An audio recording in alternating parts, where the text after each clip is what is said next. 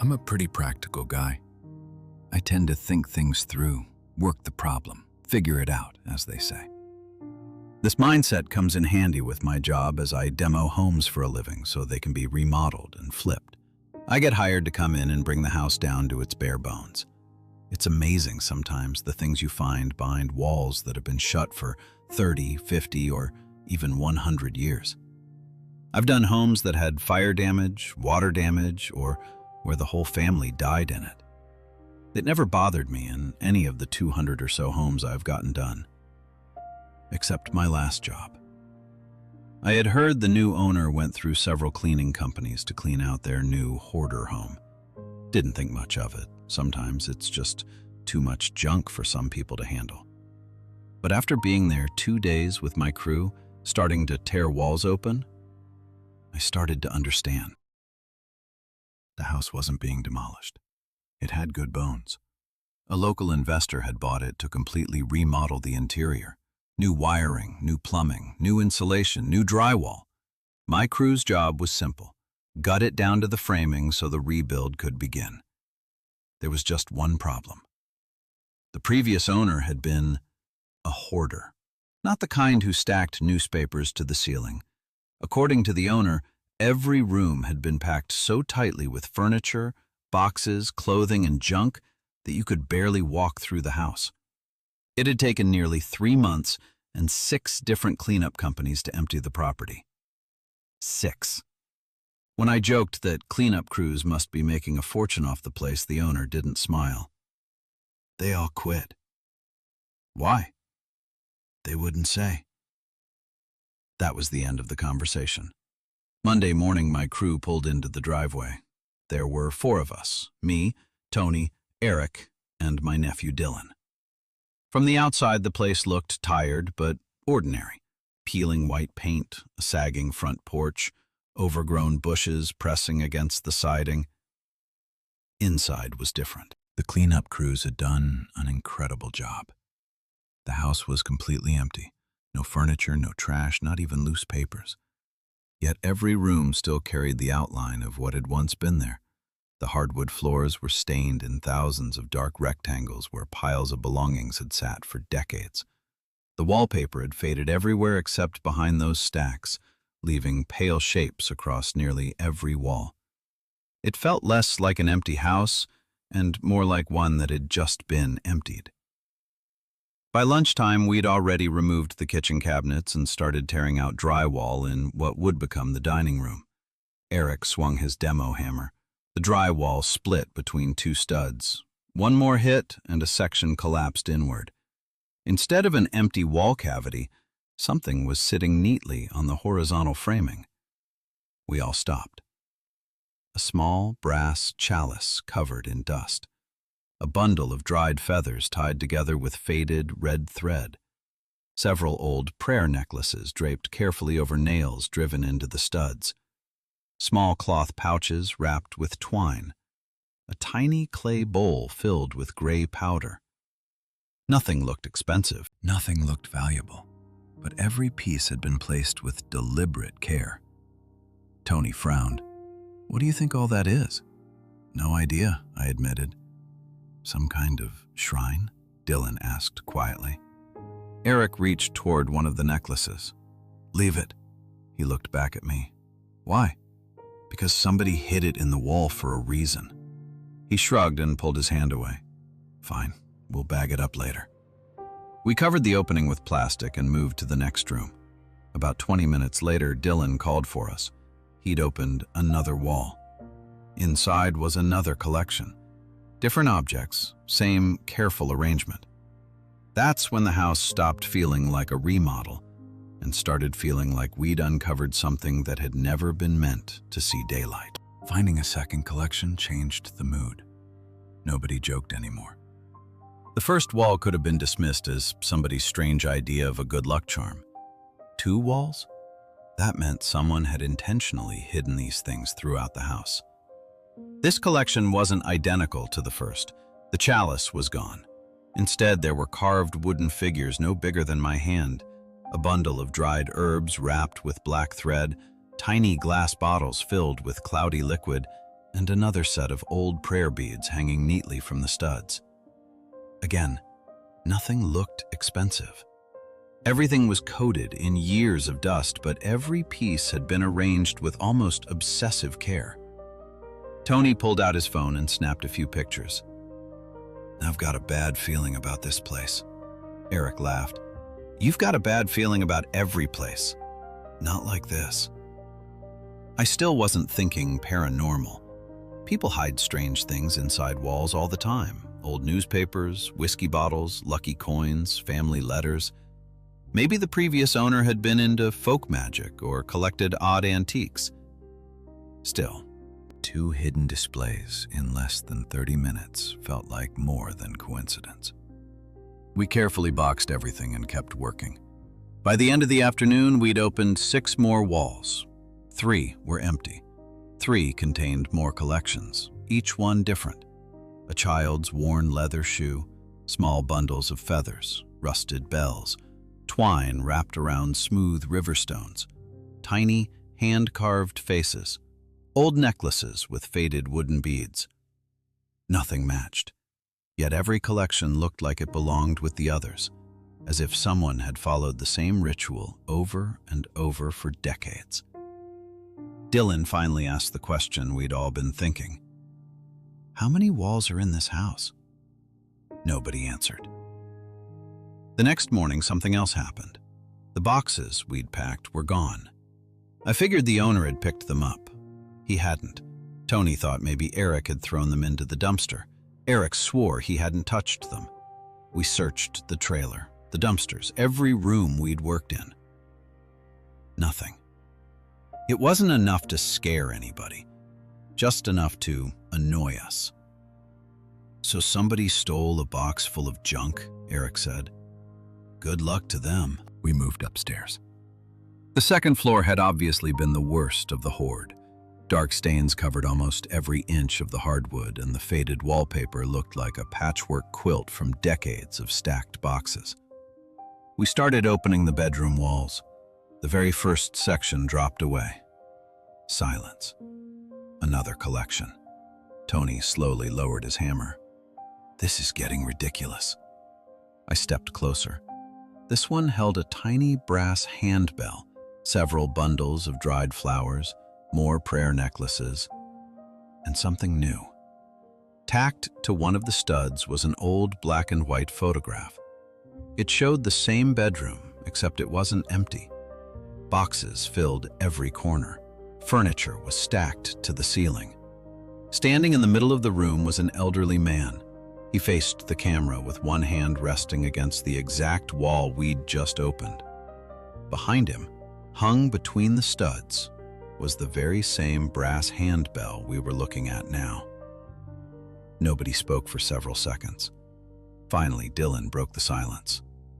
"How did that picture end up inside the wall before the wall was closed?" For the first time since we'd started the job, I didn't have an answer. The photograph bothered me more than the objects. I kept staring at it while everyone packed up for the day.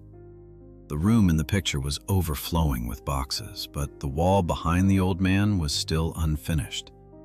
The same prayer necklaces, the same brass bell, the same dried flowers were already hanging between the studs.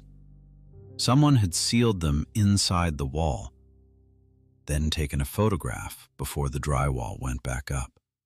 That meant every collection had been hidden on purpose. I slipped the photo into the box and we called it a day. The next morning, Tony met me in the driveway. "You checked the trailer yet?" "No." "Come look." The boxes were back, not in the trailer, not where we'd left them. They were sitting in the dining room, stacked neatly against the same wall where we'd found the first collection. Nobody admitted moving them. Eric rolled his eyes. "Somebody's screwing with us." "Who?" "The owner, kids, doesn't matter." Except the front door had still been locked when we arrived. Nothing else had been touched. We carried the boxes back outside.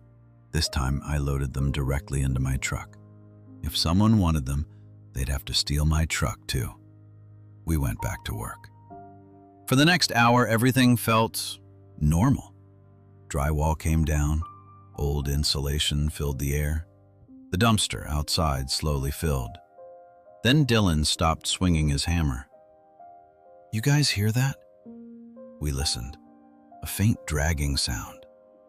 Slow, heavy, like a large cardboard box being pulled across a hardwood floor. It came from inside the wall. Tony frowned. "Mouse? No mouse sounds like that." The scraping stopped. Eric shrugged. "Probably something settling." He drove his pry bar through the drywall. The entire section collapsed. Empty. No wiring, no pipes, no animals. Nothing except bare studs. We all stood there. The dragging started again, this time from the next room. We hurried in. Silence. Eric laughed nervously. "Okay, that's not funny." Nobody answered. By late afternoon, we'd uncovered 3 more hidden collections. Each one was different, each one carefully arranged. One cavity held children's toys tied together with faded ribbon. Another contained dozens of tiny glass bottles surrounding a cracked wooden bowl. The last held nothing except dozens of old house keys hanging from nails driven into the framing. No tags, no labels, just keys. Hundreds of them. Dylan counted 37 before he stopped. "Who keeps this stuff?" I looked around the room. I'm starting to think the owner wasn't collecting junk. "What do you mean?" "He was organizing it." Nobody liked that answer. As we packed up for the evening, I walked out to my truck. The boxes we'd loaded that morning were still in the bed. I unlocked the toolbox to grab a ratchet strap. Inside, resting on top of my tools, was a dusty prayer necklace, the same kind we'd found inside the walls. I hadn't put it there. I carried it back inside without saying a word. When I reached the dining room, every box we'd packed that day was gone. Only the old photograph remained. Someone had placed it carefully on the floor. This time, I noticed something I hadn't before. The old man wasn't looking at the camera. He was looking past it, toward whoever had been standing behind the photographer, toward someone standing in the room with him. I didn't sleep much that night. Every time I closed my eyes, I saw the old man in the photograph. Not because he looked frightening, because he looked satisfied. The next morning, I told the crew we were taking a break. Nobody argued. I started calling the cleanup companies that had worked the house. Most refused to talk. One owner hung up the moment I mentioned the address. Another simply said, "Don't go back," before ending the call. Finally, one former supervisor agreed to meet me. Her name was Lisa. She'd managed the 3rd cleanup crew. The moment I mentioned the hidden collections, the color drained from her face. "You opened the walls." It wasn't a question. I nodded. She looked down at her coffee. "We never did." "Why not?" "Because we knew something was inside them." I frowned. "How?"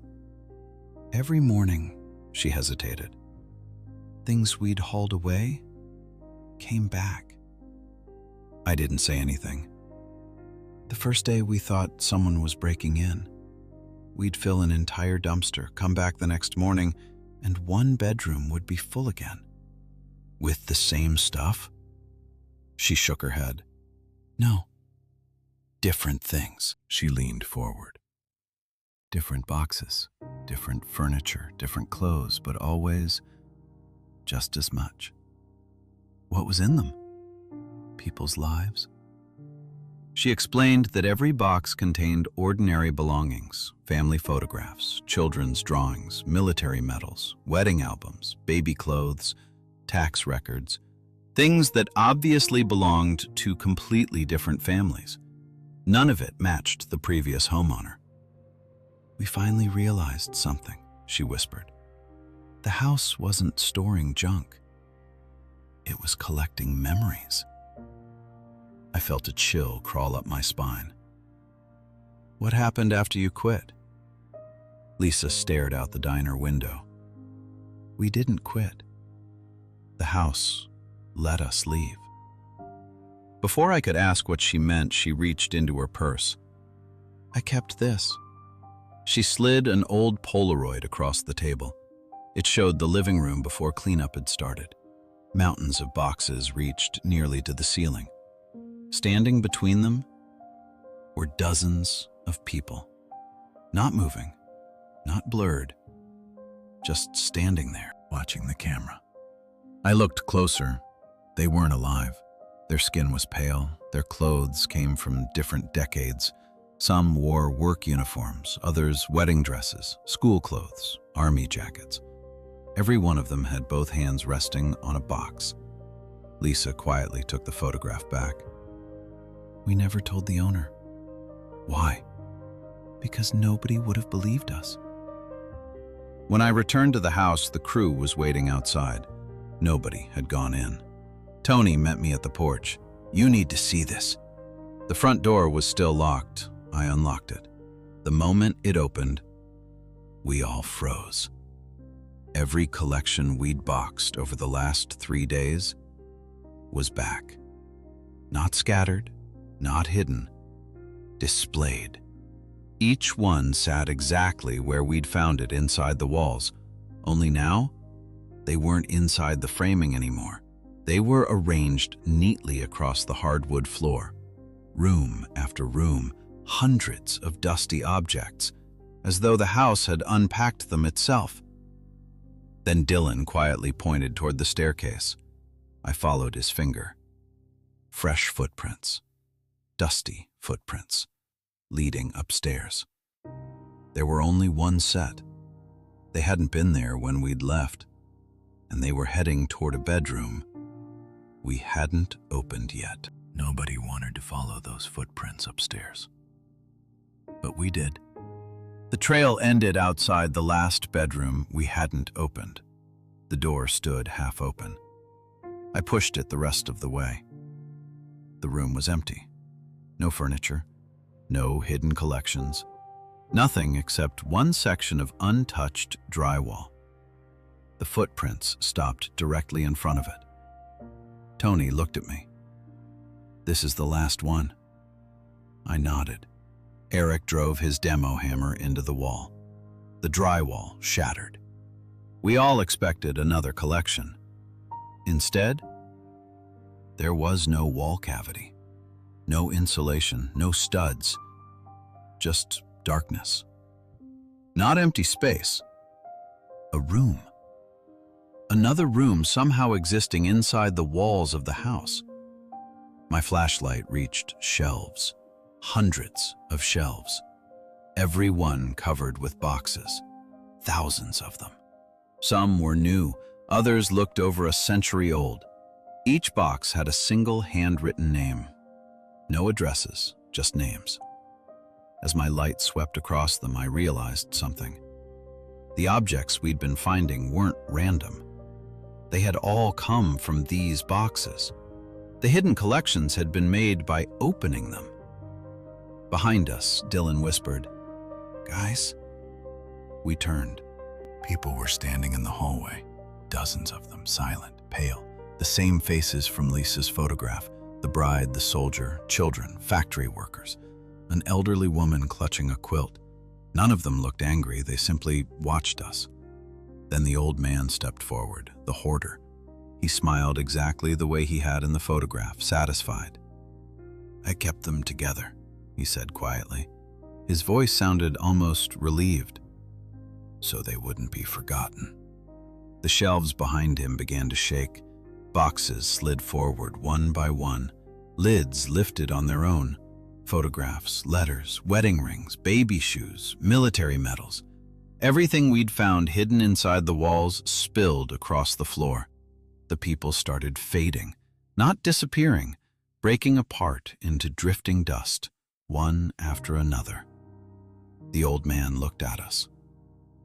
It's your turn now. Every box on every shelf crashed to the floor. The entire hidden room roared like a collapsing warehouse. Run! We didn't need to be told twice. We bolted through the bedroom, down the hallway, and out the front door just as the windows exploded behind us. The sound wasn't wood breaking, it was thousands of voices speaking at once. Outside, we watched the house shudder. Every window burst outward. The roof sagged.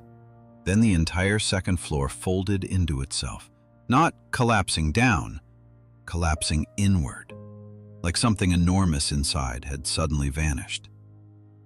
When the dust settled, the house was still standing, but every interior wall had fallen. The hidden room was gone. So were the shelves, so were the boxes. Investigators blamed rotten framing.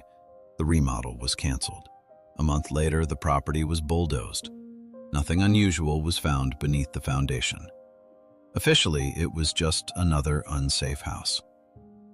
A week after the demolition, I cleaned out my truck. Wedged beneath the passenger seat was an old brass house key. Its tag had yellowed with age.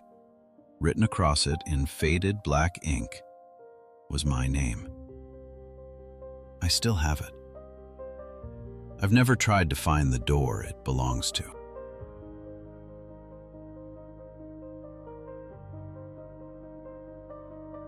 That house is gone now. The property was eventually rebuilt, and if you drove past it today, you'd never guess what used to stand there. Maybe the new owners sleep just fine. Maybe nothing ever followed them. I honestly hope that's true. But every now and then, when I'm renovating an older home and I pull down the first sheet of drywall, I find myself hesitating before looking inside.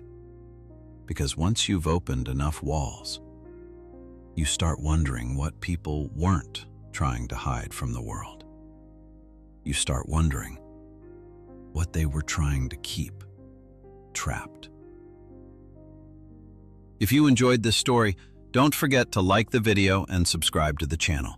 New horror stories are posted every week, and trust me, some houses should never be emptied.